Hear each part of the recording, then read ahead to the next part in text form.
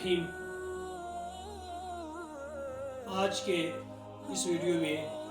ہم جادو سحر ٹوٹنے کا ایک طریقہ بتائیں گے۔ یہ بات تو آیا ہے کہ جادو بھی ہو سکتی ہے اور سحر بھی ہو سکتا ہے، یہاں تک کہ حضور اکرم صلی اللہ علیہ وسلم کے ذات گرامی پر بھی یہودیوں نے، بلکہ ایک یہودی عورت زینب نے جادو کی تھی۔ اگرچہ اب کچھ لوگ ایسے اٹھ گئے ہیں جو اس بات کا انکار کر رہے ہیں کہ نہیں، نبی کریم صلی اللہ علیہ وسلم پر جادو نہیں ہوئی تھی، بلکہ اس بات کا ثبوت تو سورۃ المعوذتین ہے، یعنی قل اعوذ برب الفلق قل اعوذ برب الناس۔ انہی کی شان نزول میں اگر ہم دیکھ لیں تو انہی میں ہی بتایا گیا ہے کہ اللہ تبارک و تعالیٰ نے رسول اللہ صلی اللہ علیہ وسلم کو اس سحر اور جادو سے نکلنے کے لیے، یعنی سحر اور جادو کو ختم کرنے کے لیے ان دو صورتوں کو نازل فرمایا تھا۔ تو سب سے بہترین بات تو یہ کہ جو شخص یہ چاہتا ہے کہ مجھ پر کسی کا جادو، کوئی تعویذ اثر نہ کر لے، وہ ہر فرض نماز کے بعد معوذتین پڑھ لے، یعنی 3 دفعہ سورہ قل اعوذ برب الفلق اور 3 دفعہ قل اعوذ برب الناس، یہ پڑھ کر اپنے اوپر دم کر لے، انشاءاللہ یہ شخص ہر قسم کے جادو ٹونے وغیرہ سے محفوظ رہے گا۔ دوسری بات یہ کہ اگر کسی شخص کو یہ معلوم ہو کہ اس پر جادو کی گئی ہے تو اس کا ایک طریقہ علماء کرام نے بتلایا ہے، وہ بڑا آسان طریقہ ہے۔ اس کا طریقہ یہ ہے کہ رات کو عشاء کے بعد، بلکہ تہجد کے وقت، وہ کسی ایسے کمرے میں بیٹھ جائیں جہاں پر کوئی وہاں پر نہ ہو، اس کے علاوہ کوئی دوسرا شخص نہ ہو، اور وہ پانی کا ایک کٹورا لے، اس میں پانی ڈال دے، اور اس کے بعد 3 دفعہ درود شریف پڑھ لے، درود ابراہیمی، اس کو پڑھ لے۔ اس کے بعد قرآن مجید کی پہلی سورت یعنی سورہ بقرہ کو شروع کر لے۔ سورہ بقرہ کو جب شروع کر لے تو اس کا ایک صفحہ ختم ہو جائے تو پانی پر دم کر لے، یعنی میں آپ کو یہ بتا دوں گا قرآن مجید کا جو یہ صفحات ہے نا، یعنی قرآن مجید کا یہ صفحہ یہاں سے شروع کر لے یہاں تک، تو پھر پانی پر دم کر لے، پھر اس کے بعد یہاں سے شروع کر لے یہاں تک، پھر پانی پر دم کر لے۔ تو اس طرح اس عمل کو جاری رکھے، اور اس عمل کو 21 دن تک جاری رکھے۔ اس دوران اگر اس شخص پر کوئی جادو یا جادو کی گئی ہو تو اس کو مختلف آوازیں سنائی دی گئی، یا اس کو خوشبوئیں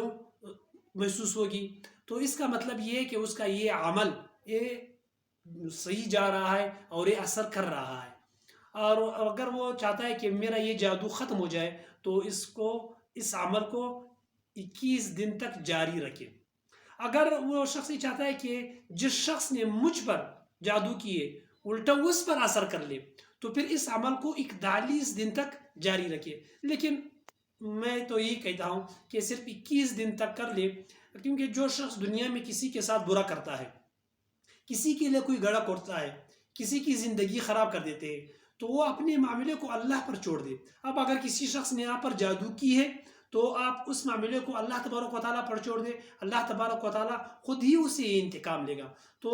جادو سے نکلنے کے لیے، جادو کا اثر ختم کرنے کے لیے اس کو چاہیے کہ اس عمل کو 21 دن تک کر لے۔ ابھی میں اس سے مختصراً الفاظ میں اس عمل کو پھر دوہرا دوں گا، یعنی تہجد کے وقت اٹھ کر یا عشاء کی نماز کے بعد، اگر تہجد کے لیے اٹھنا مشکل ہو تو عشاء کی نماز کے بعد وہ اٹھ جائے، سورہ بقرہ کو 21 دن تک پڑھ لے، جب ایک صفحہ ختم ہو جائے پانی پر